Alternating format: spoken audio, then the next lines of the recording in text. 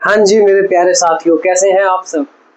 हम आपके साथ लेकर आए हैं मैथ की सीरीज जो सभी एग्जाम के लिए बेस्ट रहने वाली है।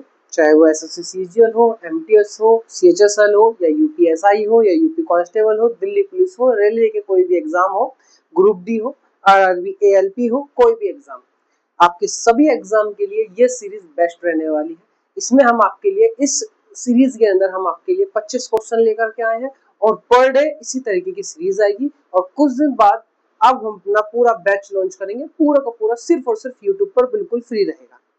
तो आज से हम मेरा नाम दीपांशु है और ये हमारी पहली क्लास है और अभी हमने नया चैनल बनाया है। तो प्लीज अगर वीडियो अच्छी लगे तो आगे चलकर जैसे हमारे अगर आपको हमारा अनुभव अच्छा लगे, हमारे क्वेश्चन अच्छे लगे तो आप हमारे चैनल को जरूर सब्सक्राइब करना। तो आइए बिना समय बर्बाद करते हुए हम क्वेश्चंस की तरफ चलते हैं। तो आज का सीरीज का पहला क्वेश्चन है, शुरू करते हैं बेटा। आज की सीरीज का पहला क्वेश्चन है सिंप्लीफिकेशन से रिलेटेड। तो सिंप्लीफिकेशन में क्या दिया हुआ है, सिंप्लीफिकेशन में सबसे पहले क्वेश्चन दिया हुआ है कि सरल कीजिए। हमारे पास में एक सीरीज दी हुई है, क्या है वो सीरीज कि सरल कीजिए। हमारे पास में +15 मल्टीप्लाई बाय 3 -12 डिवाइड बाय 4। बच्चा सबसे पहले आपको एक रूल याद करना है, बोर्ड मास। याद भी क्या होगा, सबको आता होगा, बट फिर भी एक बार याद रखना, बोर्ड मास। ब्रैकेट होता है जिसमें हम बड़े ब्रैकेट को यूज करते हैं, मंझले ब्रैकेट को यूज करते हैं, फिर छोटा और फिर बार। हमारे पास 4 प्रकार के ब्रैकेट होते हैं। अभी तक आपने 3 ही पढ़े होंगे। एक्चुअल में बार शब्द जो होता है ये भी एक ब्रैकेट का काम करता है। सबसे छोटा ब्रैकेट होता है। ओ का मतलब होता है ऑफ, हिंदी में बोलेंगे का। डी का मतलब होगा डिवाइड। एम का मतलब होगा मल्टीप्लाई। ए का मतलब सिर्फ और सिर्फ इस रूल को फॉलो करेंगे और सभी क्वेश्चंस के आंसर आसानी से कर पाएंगे। तो सबसे पहले हम ब्रैकेट को सॉल्व करेंगे। इस सीरीज में सिंप्लीफिकेशन में आपको ब्रैकेट कहीं नजर नहीं आता, इसलिए हम ब्रैकेट को सॉल्व नहीं करेंगे। ऑफ देखेंगे, या इस सीरीज में ऑफ या का शब्द है नहीं है। फिर डिवाइड, सबसे पहले हम डिवाइड करेंगे। यहाँ पर आपको दिखता है 4 को 3 से भाग करने पर क्या बचेगा मेरे प्यारे, डिवाइड बाय 3 -12 भाग 4।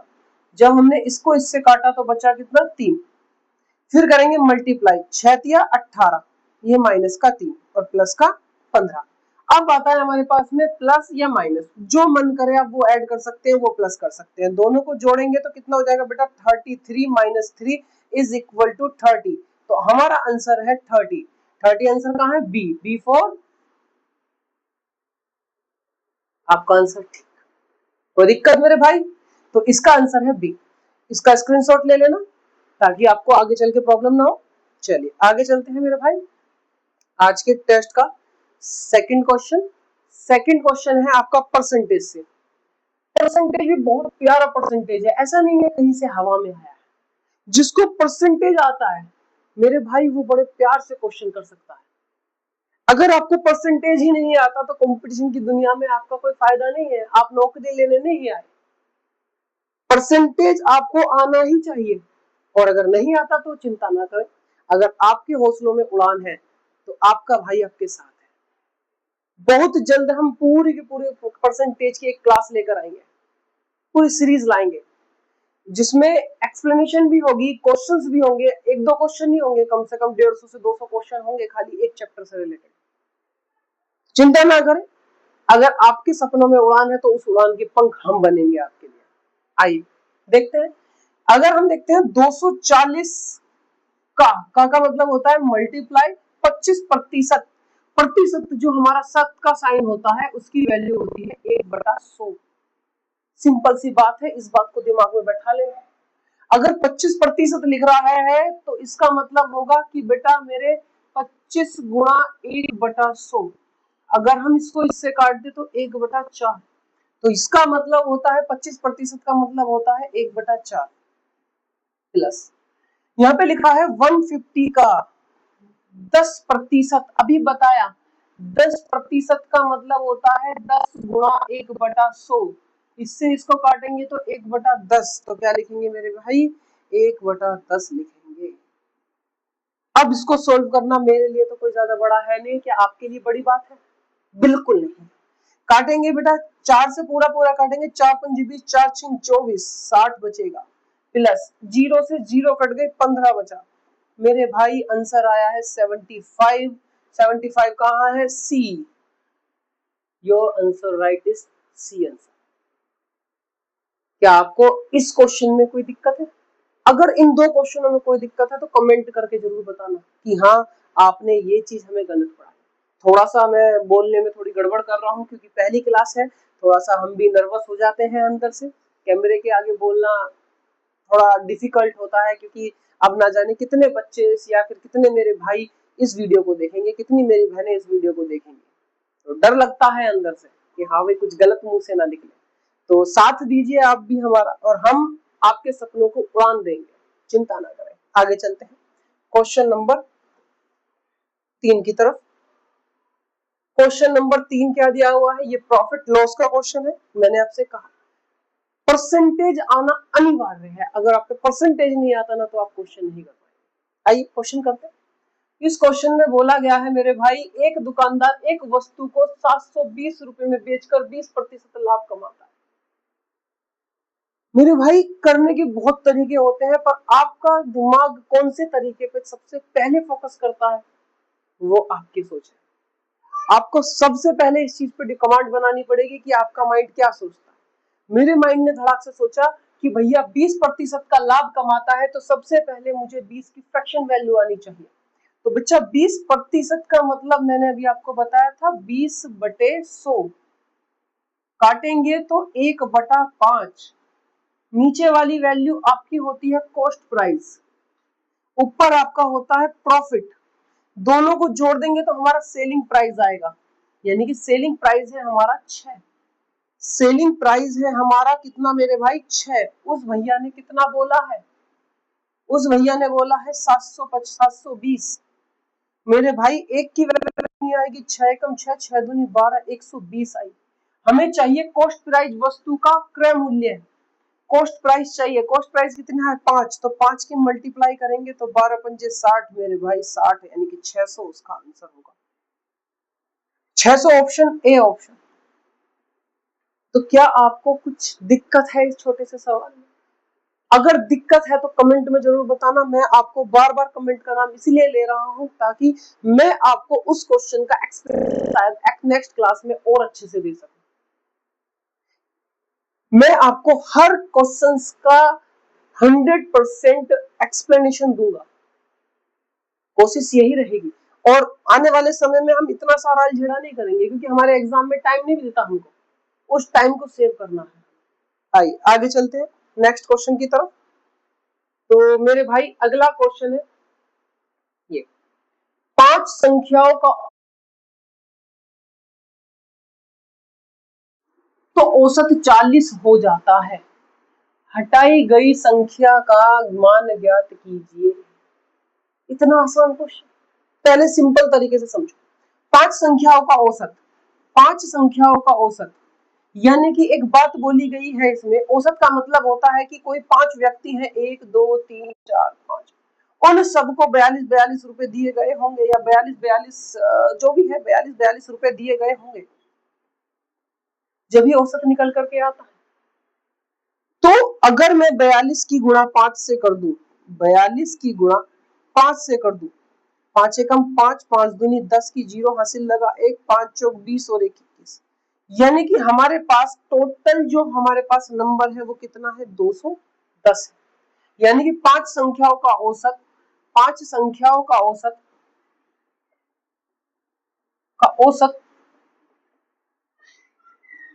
अगर 42 है तो टोटल संख्या हमारे पास कितनी हो जाएंगी? 210 हो जाएंगे। ये बात समझ में आई? आगे चलते हैं। यदि एक संख्या को हटा दिया जाए तो 40 हो,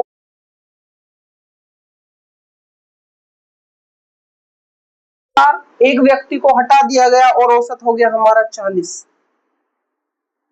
यानी कि प्रत्येक व्यक्ति पर 40 रुपए गए हैं। तो यानी कि कुल मिला के 4 4 4 4 कुल मिला के 160 रुपए व्यक्तियों को दिए गए हैं। टोटल कितने दे दिए गए 160। कितने की कमी हो गई मेरे बच्चों 50 की, यानी कि जो व्यक्ति भागा था या जो व्यक्ति यहाँ से गया है या जो व्यक्ति यहाँ से हटाया गया है वो कितने नंबर अपने साथ लेकर गया मेरे भाई, 50 लेकर गया। तो आंसर होगा इसका C, option is C is correct answer. क्या आपको क्वेश्चन समझ में आया?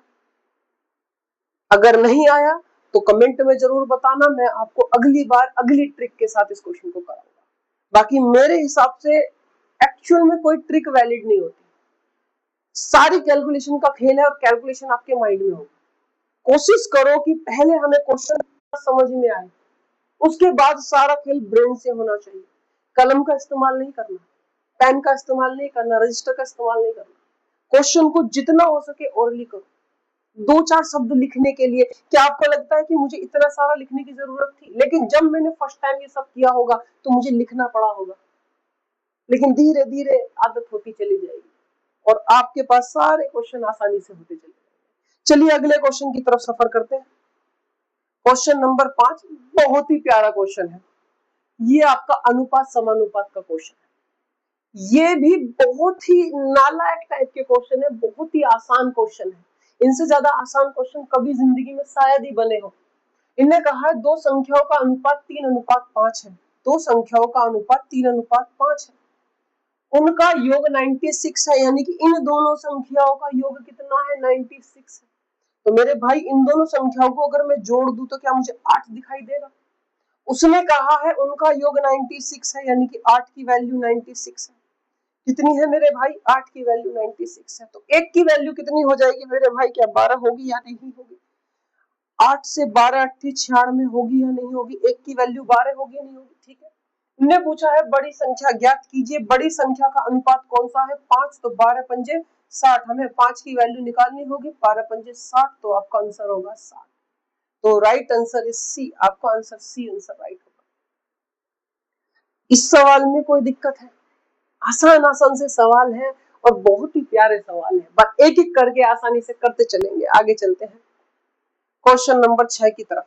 बहुत बढ़िया, साधारण सिंपल इंटरेस्ट का क्वेश्चन कहो तो इसको पूरे फॉर्मूले से करें, नहीं तो हम इसको बहुत आसानी से सॉल्व कर सकते हैं। भैया ने कहा है 500 रुपए का 8% वार्षिक ब्याज दर से 3 वर्ष का साधारण ब्याज ज्ञात कीजिए। 5000 रुपए का 8% के वार्षिक ब्याज दर से 3 वर्ष का साधारण ब्याज ज्ञात कीजिए। भैया मुझे एक छोटी सी बात बताना, आप ही बताओगे। मैंने माना मेरे पास 100 रुपए है, मैंने पहले वर्ष 8 रुपए दिए, सिंपल इंटरेस्ट। सिंपल इंटरेस्ट में ब्याज ही मिलता है, ब्याज पे ब्याज नहीं मिलता। ये हमारे फर्स्ट ईयर की बात है। दूसरी साल में भी उसने 8 रुपए दिए और तीसरी साल में भी उसने 8 रुपए दिए। कुल मिला के 3 साल में वह व्यक्ति 24 रुपए दे चुका है ब्याज के। बच्चों 100 की वैल्यू जो हमारी जितने रुपए ब्याज पे मिले, यानी कि 100 की वैल्यू आपको कितनी देकर चल रहे हैं? एग्जाम में कितनी बोली गई है? 5000 बोली गई है, क्योंकि प्रिंसिपल है। मेरे भाई 1 की वैल्यू कितनी हो जाएगी? 2 से 2 जीरो काट दूंगा, 50 रुपए हो जाएगी। उसने इस 24 की वैल्यू तो पूछी है, ब्याज ही तो पूछा है। तो मेरे भाई 24 की वैल्यू निकाल देंगे तो 50 की गुणा 24 से कर देंगे, तो क्या आंसर आएगा आपका? 5 चौक 20, हासिल लगे 2, 5 दूनी 10 और 2 12, यानी कि 1200 रुपए। क्या मैंने कुछ गलती करी है? बिल्कुल गलती नहीं करी। तो आंसर आपका होगा सी, यानी कि 1200 रुपए। क्या इस क्वेश्चन में भी कोई दिक्कत है? और अगर इसमें भी दिक्कत है तो मेरे भाई सिंपल सा है कि सिंपल इंटरेस्ट बराबर PRT/100। मेरे भाई इस क्वेश्चन को लगा देना। प्रिंसिपल होता है, यानी कि जो अमाउंट हमने दी है, रेट होता है, टाइम होता है, सिंपल इंटरेस्ट निकल के आएगा। अब हमारे पास में प्रिंसिपल दिया हुआ है, रेट दिया हुआ है, समय दिया हुआ है, तो PRT/100 का फॉर्मूला लगाइए और सिंपल इंटरेस्ट निकाल लीजिए और 4-5 घंटे इसी क्वेश्चन में खराब कर लीजिए। ठीक है, या फिर छोटी सी बात को समझने की कोशिश कीजिए। क्या समझेंगे, समझने की कोशिश क्या करेंगे? आइए जरा एक बार और समझ के देखते हैं। मेरे भाई हर महीने 8 रुपए ब्याज मिलते हैं, 8 या 24 रुपए उसको ब्याज। सिंपल सा लैंग्वेज है, क्वेश्चन आंसर 1200।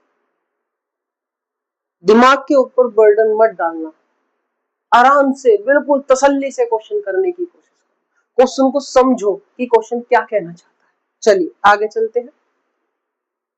अगला क्वेश्चन आपकी दुकान पर ये रहा, देखो कितना सिंपल सा है, 10% का चक्रवर्ती ब्याज। अब हम ब्याज पे ब्याज लगाएंगे, अब हम ब्याज पे ब्याज लगाएंगे। इसमें भी कोई ज्यादा बड़ी बात नहीं है, कभी कोई सोचने बैठे कि हाँ भाई यार क्या हो कर दिया, ये कुछ नहीं करना। 10% का चक्रवर्ती ब्याज निकालना है, सॉरी 2 वर्ष के लिए 10% के रेट से चक्रवर्ती ब्याज निकालना है। आपको एक ट्रिक सी छोटी सी बात याद रखना कि 10% की वैल्यू आपकी होती है 1/10। पहले वर्ष में जो ब्याज मिलेगा वो हो जाएगा 11/10। मैंने आपको बताया था, नीचे आपका क्या होता है, प्रिंसिपल होता है, ऊपर उसका इंटरेस्ट होता है, दोनों को मिला दो तो वो अमाउंट होता है। मेरे भाई स्क्वायर कर देना, अगर 2 वर्ष का पूछे, 3 वर्ष का पूछे तो क्यूब कर देना, 4 वर्ष का पूछे तो पावर 4 कर देना, याद कर लेना। कभी कहो कि हाँ जी कहां से आ गया, और याद भी ना करोगे तो तुम्हारा भाई जिंदाबाद, चिंता ना करना, आगे चल के बहुत जल्दी आपको कराएंगे। 121/100, यानी कि जो अमाउंट 100 रुपए था वो 2 वर्ष में 121 रुपए हो गया। मेरे भाई कितना बढ़ गया, 21 रुपए बढ़ गया। यानी कि जो 2000 रुपए थे, यानी कि जो प्रिंसिपल 100 था वो बढ़कर, सॉरी 100 की वैल्यू कितनी है 2000, तो मेरे भाई एक की वैल्यू कितनी है 20। अब हमें क्या निकालना है, हमें निकालना है खाली चक्रवर्ती ब्याज। तो 100 से कितना हो गया मेरे भाई 121, कितना बढ़ गया 21 बढ़ गया, ये 21 आपका ब्याज है। तो एक की वैल्यू 20 है तो 21 की वैल्यू क्या होगी मेरे भाई, 20 गुणा 21, 21 दूनी 42, यानी कि 420 रुपए का हमें ब्याज मिलेगा, 420 रुपए का हमें ब्याज मिलेगा। क्या इस क्वेश्चन में किसी प्रकार की कोई दिक्कत है? आगे चलते हैं, कमेंट जरूर करके बताना कि कैसे लगी हमारी प्रैक्टिस सेट। आगे चलिए क्वेश्चन नंबर 8। देखिए बेटा, इस तरीके के क्वेश्चन आपके एग्जाम में 100 और 100% मिलते हैं, ठीक है। टाइम एंड वर्क के क्वेश्चन हमेशा मिलेंगे। जिसको एलसीएम आता होगा वो इस क्वेश्चन को चुटकी बजाते निपटाएगा, और जिसको एलसीएम नहीं आता वो मुंह देखता रह जाएगा। आ जाओ। इसने कहा कि ए किसी कार्य को 12 दिन में करता है, ए भाई साहब है वो कार्य को 12 दिन में करते, बी उसी कार्य को 18 दिन में पूरा करता है, बी उसी कार्य को 18 दिन में पूरा करता है।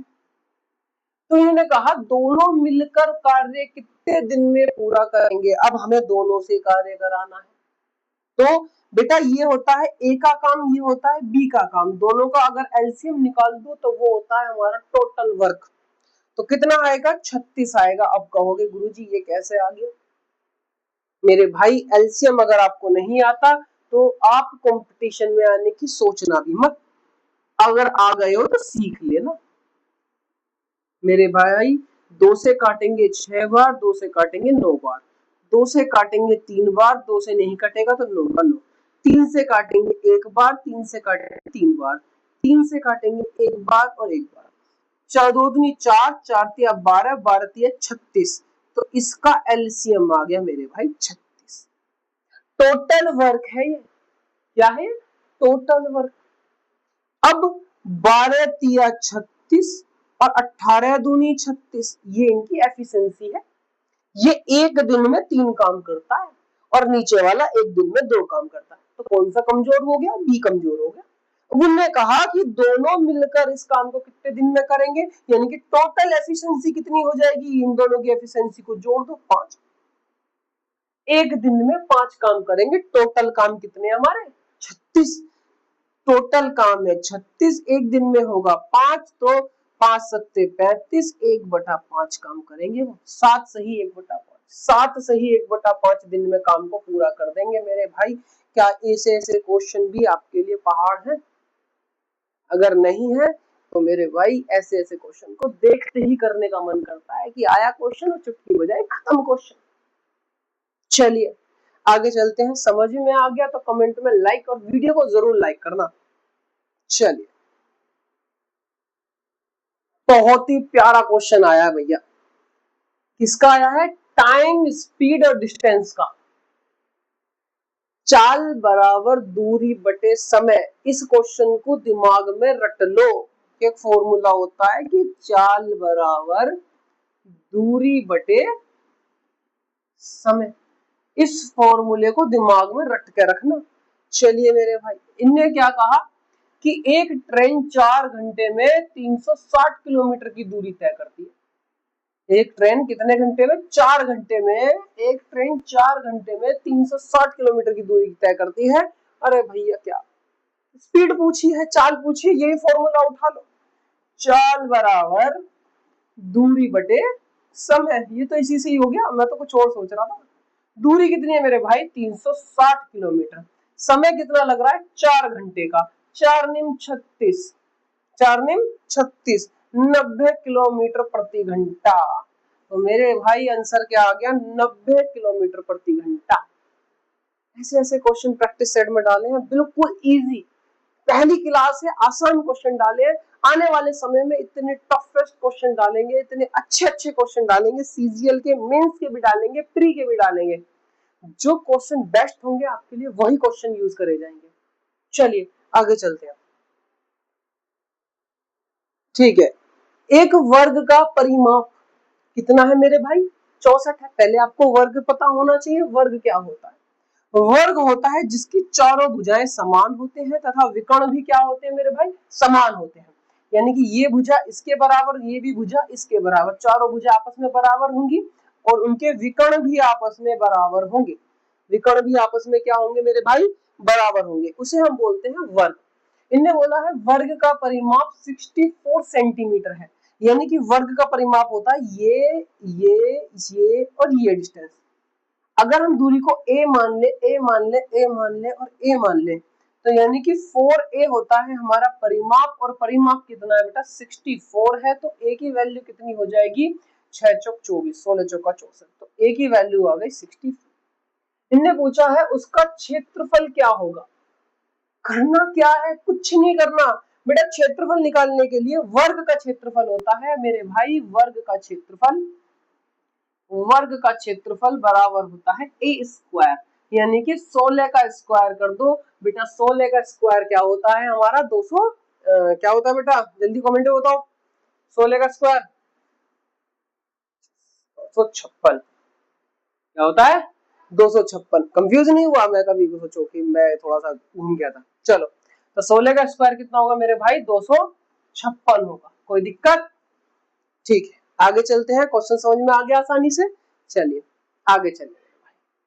क्वेश्चन नंबर 10, ये हमारा नंबर सीरीज का क्वेश्चन है, श्रृंखला का क्वेश्चन है। ये रीजनिंग टाइप क्वेश्चन है, लेकिन मैथ्स में भी पूछ लिया जाता है। क्या इससे ज्यादा आसान क्वेश्चन आपको दिख रहा होगा?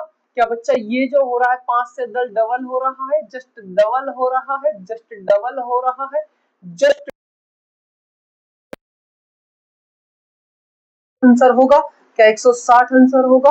क्या 160 आंसर होगा? कमेंट में यस और नोट जरूर डालें। बीच में एक आध क्वेश्चन ऐसा भी छोड़ेंगे जो आप करेंगे। ठीक है मेरे भाई, इसका आंसर 60 होगा। आगे चलते हैं। वाह वाह वाह वाह, क्या क्वेश्चन आया है।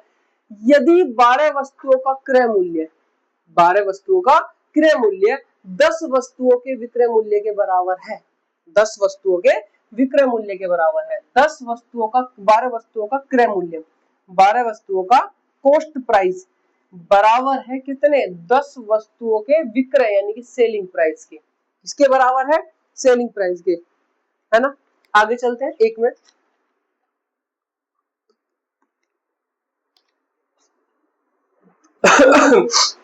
सेलिंग प्राइस के, इसको इसके बटे और इसको इसके बटे।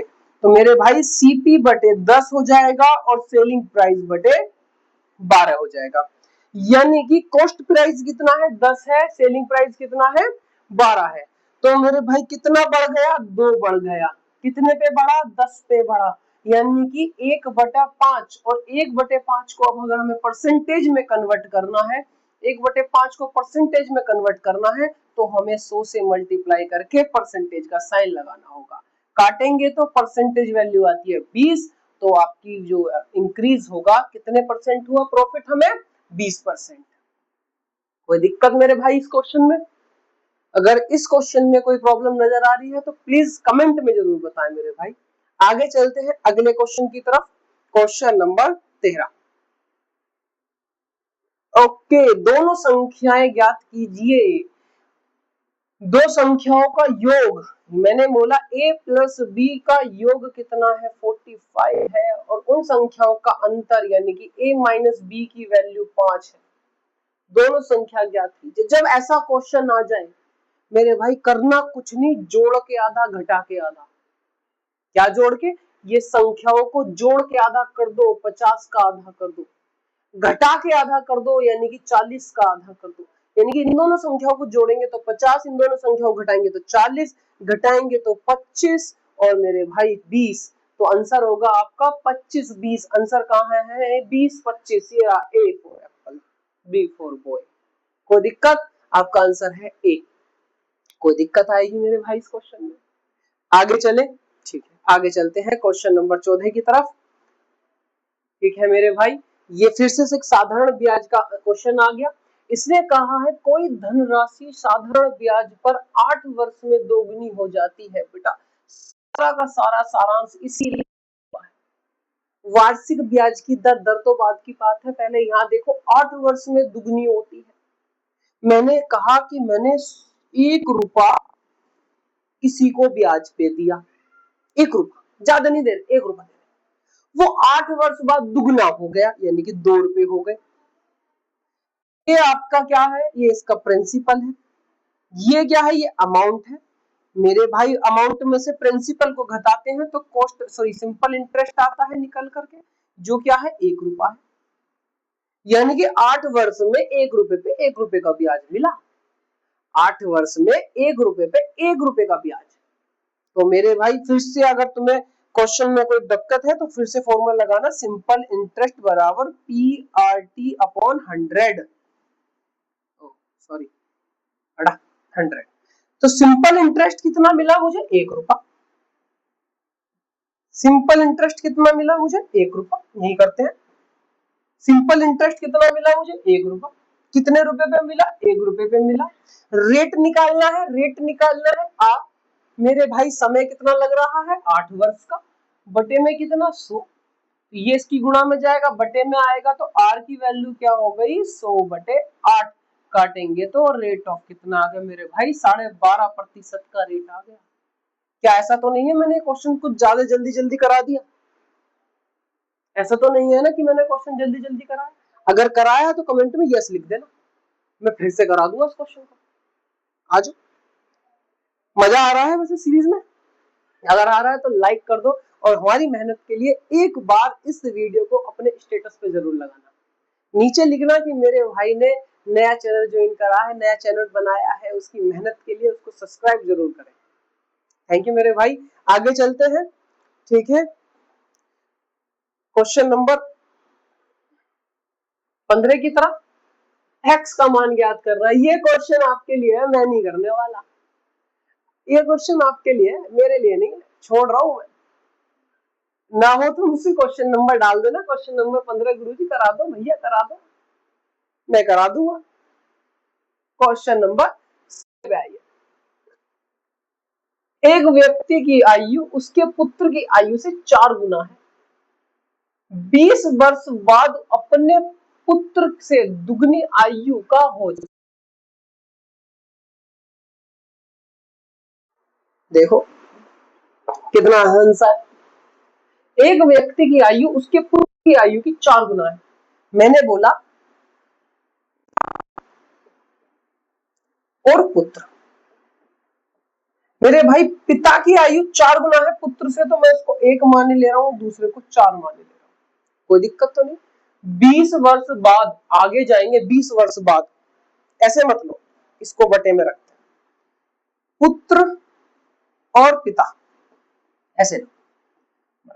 पुत्र की आयु कितनी है मेरे भाई? 1 है। पिता की आयु कितनी है? 4 है। इन्होंने कहा 20 वर्ष बाद, इसको x मान लेंगे हम, x मानो ऐसा करके। उन्होंने कहा 20 वर्ष बाद हम आ जा रहे हैं, तो 20 ये भी बढ़ जाएगा, 20 ये भी बढ़ जाएगा बराबर।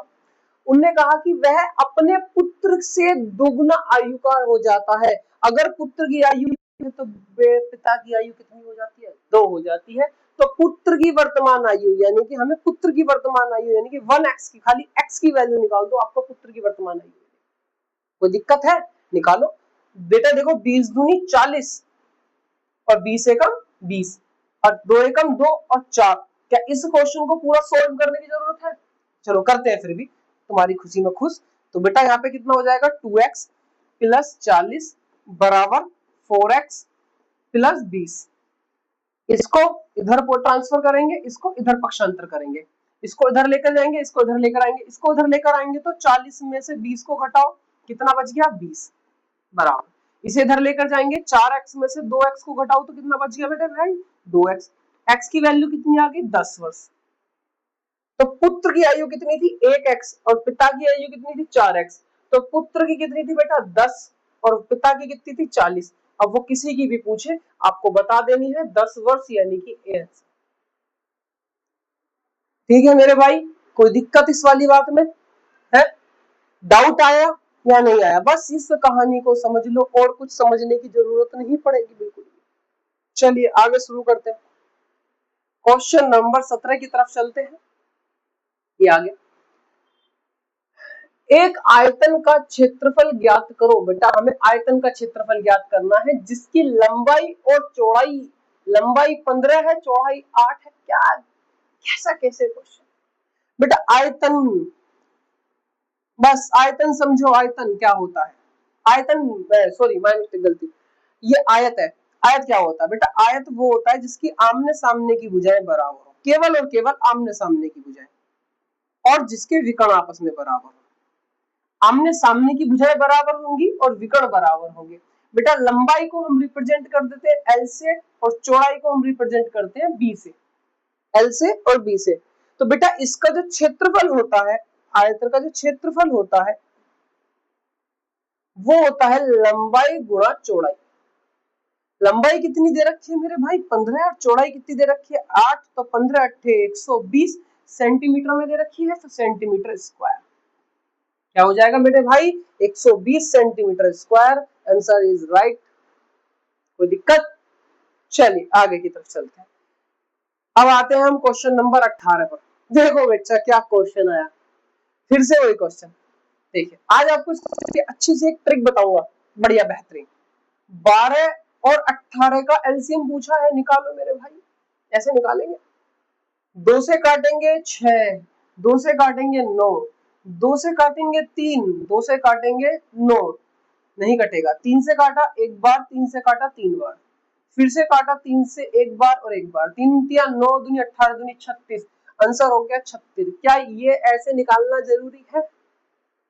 सिर्फ और सिर्फ पहाड़ों का खेल अगर आपको याद रहता है, पहाड़े अगर आपको आते हैं तो क्वेश्चन कुछ नहीं है।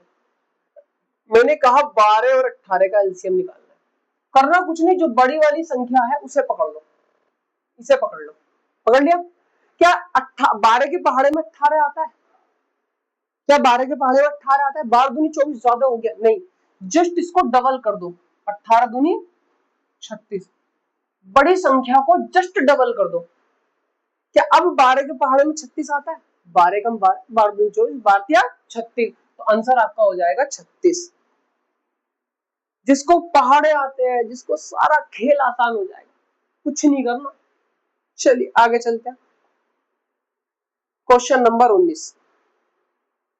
HCF highest common factor, definition सही बोल देना।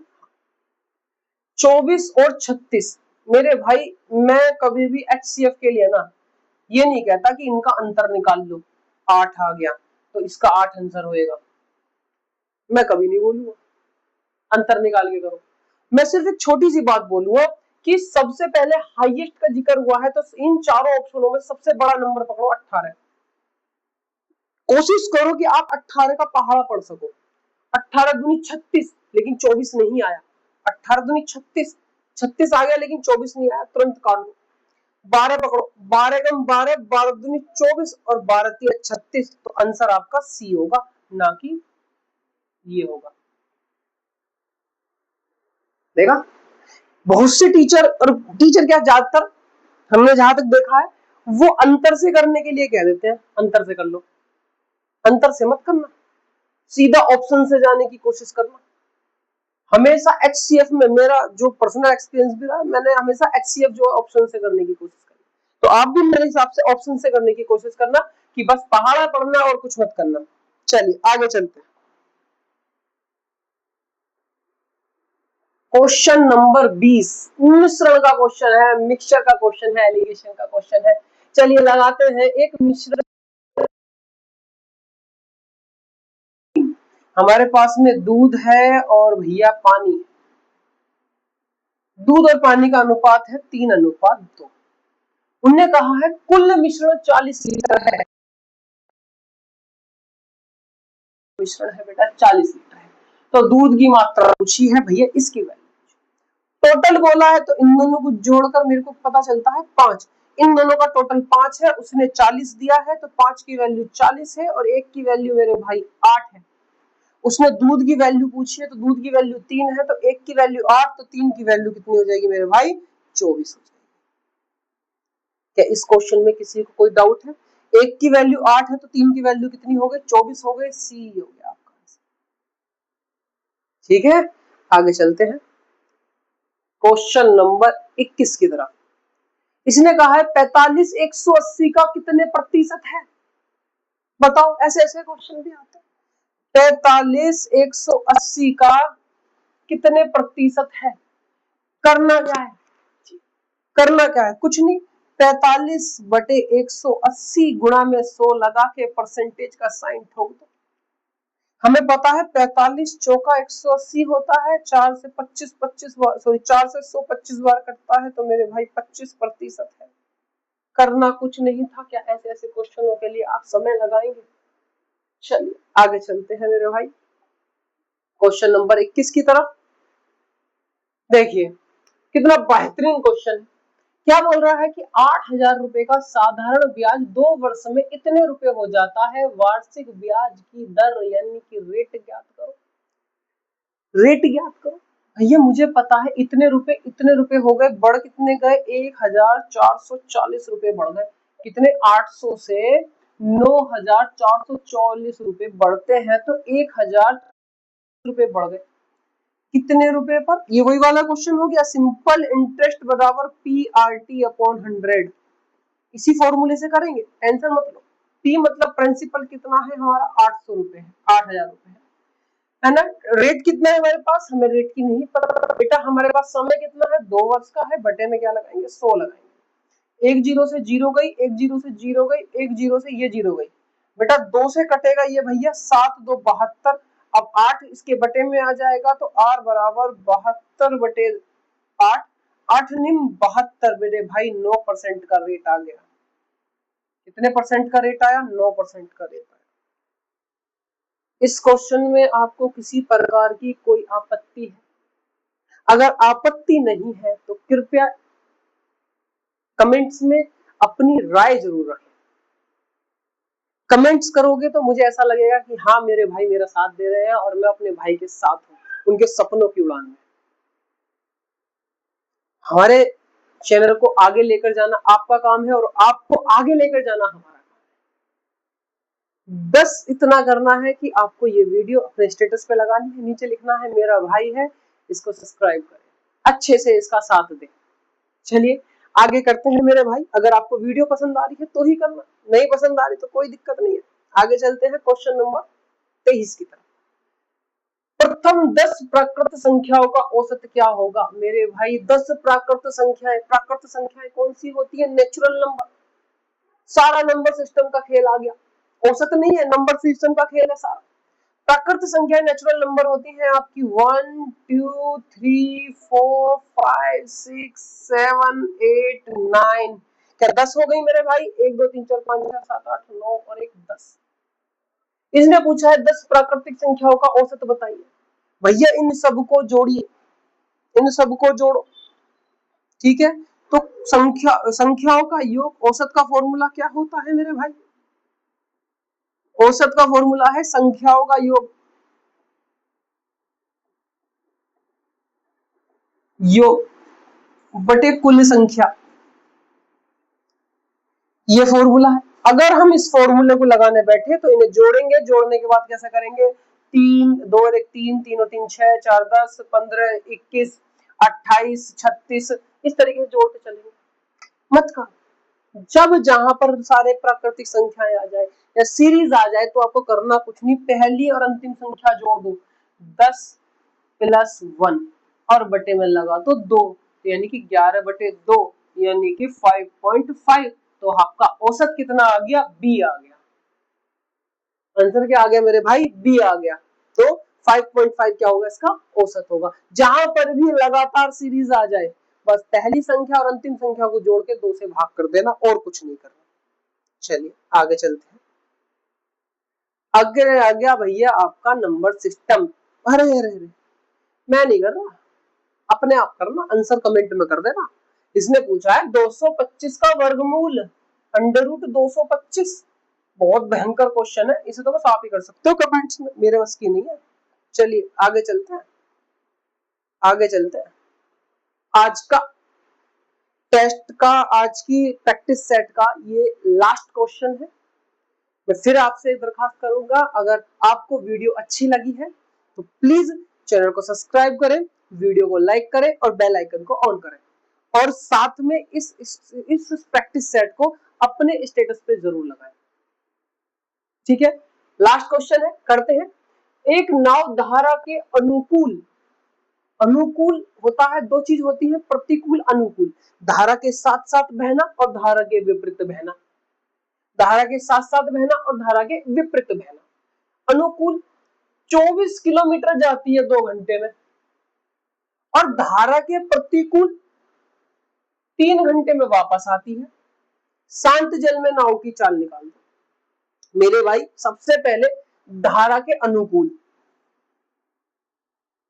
अनुकूल हम चाल निकालेंगे। 24 किलोमीटर जाती है कितने घंटे में? 2 घंटे में। कुल मिला के उसकी चाल आ गई 12 किलोमीटर प्रति घंटा।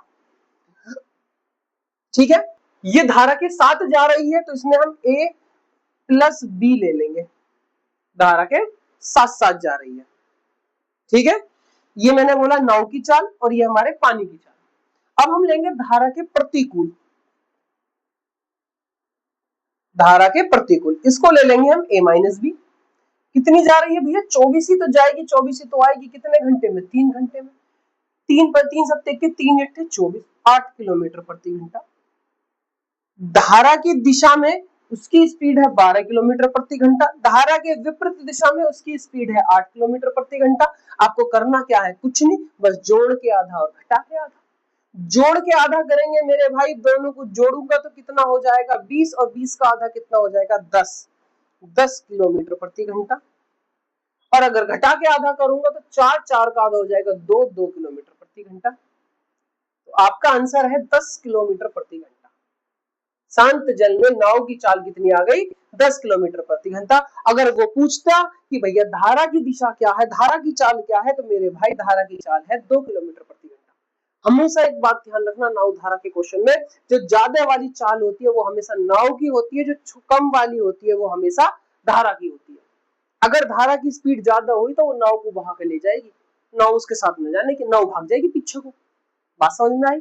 तो मेरे भाई आज का आपका क्वेश्चन ये रहा, इसका आंसर 10। क्या आप सभी लोगों को हमारे इस प्रैक्टिस सेट में मजा आया? क्या आप लोगों ने हमारे प्रैक्टिस सेट को एंजॉय करा? क्या सभी क्वेश्चन ऐसे लगते थे कि हाँ भाई एक बिगिनर बच्चे के लिए जो स्टार्टिंग कर रहा है उसके लिए बेस्ट है? तो बेटा वीडियो को लाइक करें, सब्सक्राइब करें और बेल आइकन को ऑन करें और इस वीडियो को ज्यादा से ज्यादा शेयर करें। थैंक यू मेरे भाई, आप लोगों का बहुत बहुत धन्यवाद।